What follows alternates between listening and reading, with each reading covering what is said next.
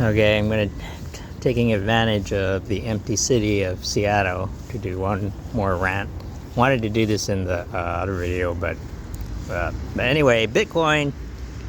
I kind of realized really kind of sucks, you know, because I've been like doing the housing politics thing for a while, right? And the biggest issue with like why home ownership is out of reach and why rents are too high is because there's just not enough housing, right? It's very simple, right? Supply and demand. When there's not enough supply, the price of things goes up. That's just like basic economics. But that's the problem with the West, and seems to be a very Western-centric problem, because I see the same thing happening in like Europe and other countries, that basically have attached the idea of like financial speculation with your home, right? And when you buy a home in like places like Japan or China or Singapore, right? They build so much housing. It's like freaking everywhere. And that's what makes it great, because if you want to start a new business, for example, right, you can find a place for really cheap, and because the idea of like buying a home and watch it rise in price over the years, that's just like not there. People in those places think of land, or like a place to live, right? Not a way to get rich. So I spent a good part of my life trying to combat that mentality, but I failed. I'll be honest. I couldn't convince the NIMBYs. If you don't know what a NIMBY is, NIMBY, not in my backyard, right? They're the people that say, yeah, let's build more housing so that we can shelter the homeless people, blah blah blah, but just not here, not in my backyard. Just do it somewhere else, because we don't want those people in our neighborhoods. And then so they just keep on passing the buck around, and then so that's why things don't get better. No matter how much money they throw at it, when you have people just blocking initiatives like that in their local area, so that's it. That's the whole thing. And unfortunately, there's nothing you can do about it at this point. So what's gonna happen is like everything's just gonna collapse, right? Because like everyone left the city. Like I was saying, the streets are empty. It's not just here, but you can check the other video. But me just walking around the city, and there's like no one around. Lots of empty rooms. So the way this gets fixed is that it's gonna collapse.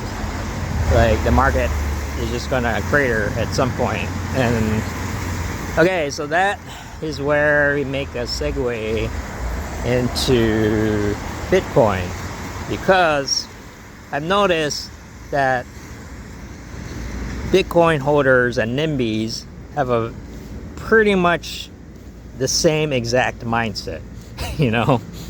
Like when it wasn't always like that. This is like a recent thing, because and when you look at previous I've been in crypto for way too freaking long, but if you look at the previous hype cycle in like 16, 17, 18, right around that time, they used to say Bitcoin was a hedge against inflation, right? And they're like, doesn't that mean that? So they're arguing that Bitcoin was good because it's stable, right? But if you look now, right, all they're talking about is like Bitcoin to 100K, like they want it to inflate.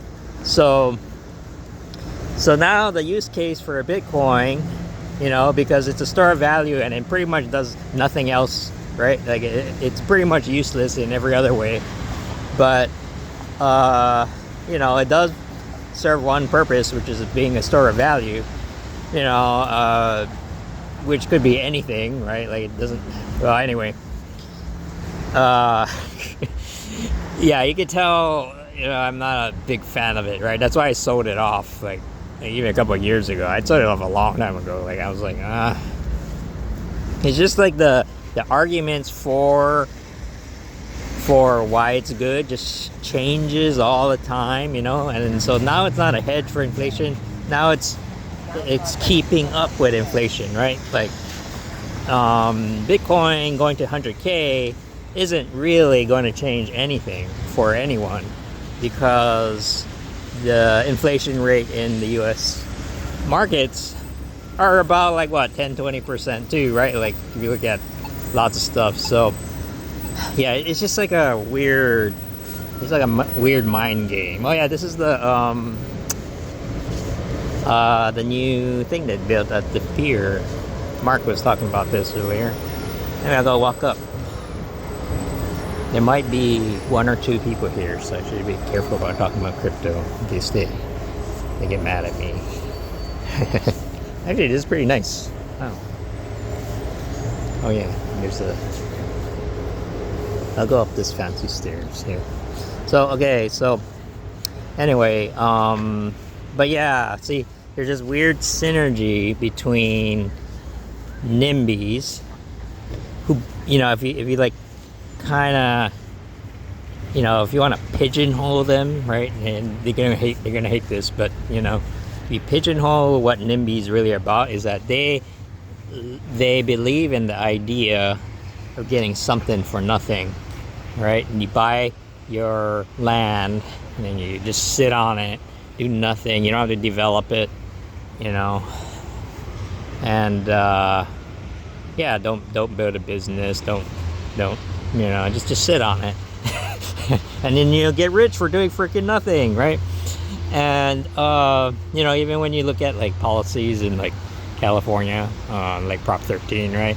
Like there are literally policies that support that idea of doing nothing, because you get rewarded with nice tax cuts just for existing,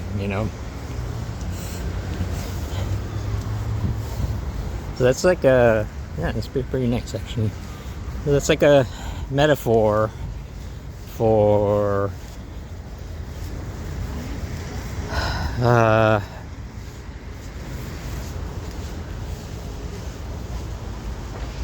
lost my train of thought. Gotta make it up the stairs. No, it's a metaphor for just kind of like a lazy mindset that really I hate to say it, but it kind of reflects what Bitcoin has been doing over the last 6 or 7 years too. I remember like when I got in crypto around 2014, there were still a ton of devs working on the protocol trying to make it better, because the way Satoshi imagined it, Bitcoin being, is like a payment system, right? Nowhere did he say that you just like collect some Bitcoin, sit on it, do nothing. Lightning Network is never going to work, because it's just I don't want to get into the details, but it's not going to work because the code is too clunky. It's like version 1 of software, and it's just you can't do it in a way that makes sense.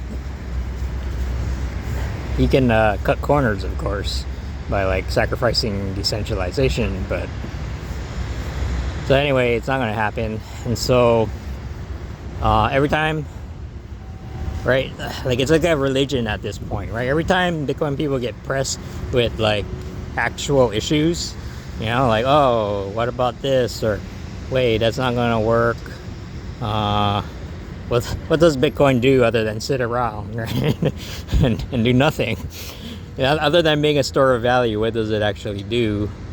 They don't have an answer for, and they always gloss over it, change the subject, or yeah, I don't know. It's just bizarre, and it happens everywhere, pretty much all the time. And then when normies talk to crypto people, that's why normies don't take crypto seriously, because they're asking pretty fair, straightforward questions, to these people, and they don't have an answer, and they'll be polite about it, but then we're like, that guy totally just dodged the question, right? Like, and it's just like this BS. It's just like, I don't know, like, how can you live with that kind of bullshit, right? Just perpetually, right? How can you ignore the reality that is like right in front of your face, like 24/7? That sounds exhausting, but they do. And you know who else does that? NIMBYs do that too, because you think about it, they put in 90% of their personal wealth into this one asset, which is land, right? And so that's kind of where that's why they get so defensive about it, and so the whole thing is like not rational, and so the only way that gets fixed, right, is like for the markets to correct itself. And part of me says that because there's so much overlap between these people who are like heavily vested in real estate and people who buy Bitcoin, they might go down together. But then I started thinking about it some more. But then, well, okay, this is like there's ridiculous amounts of money, okay? Like, right? Like, doesn't even have to make sense, because there's a lot of overlap between Bitcoin people, the irrational kind of outlooks of Bitcoin and real estate right now. And if there's like this weird synergy, if the real estate market starts going down, and it's literally like at least like 100, 500 times, I don't know, just a guesstimate, but it's that huge, right?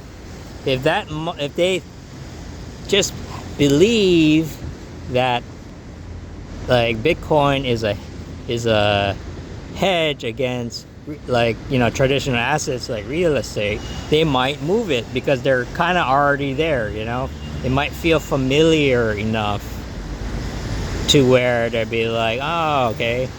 And so that's my kind of take on it. Bitcoin doesn't make any sense. I still think it sucks, but it might do well anyway, just because the markets will continue to be irrational. That's really like so for people like me who don't really want to get involved with all that, that's why I have it in Tezos and like other projects that are actually trying to solve real problems, right? We're just gonna have to hope that some of that money just accidentally comes our way, and but that's it. Even then, that might be good enough, because the real estate market is like 100, 200 times bigger than crypto. Like the whole thing, right? It's at least 100 times, probably even more. Crypto is so tiny, right, compared to like all the wealth that exists in the world, right? And Tezos is actually like, Bitcoin is like 300 to 400 times bigger than Tezos, So we're a tiny drop we're like a grain of sand in the ocean, you know. And if we just get a little bit of a squirt of that money, Tesla still could do really, really well, you know. And for what it's worth, people are still around. People are still doing stuff, you know. And there's a real community, and it's not going to change much, you know. Because I talk about this all the time, but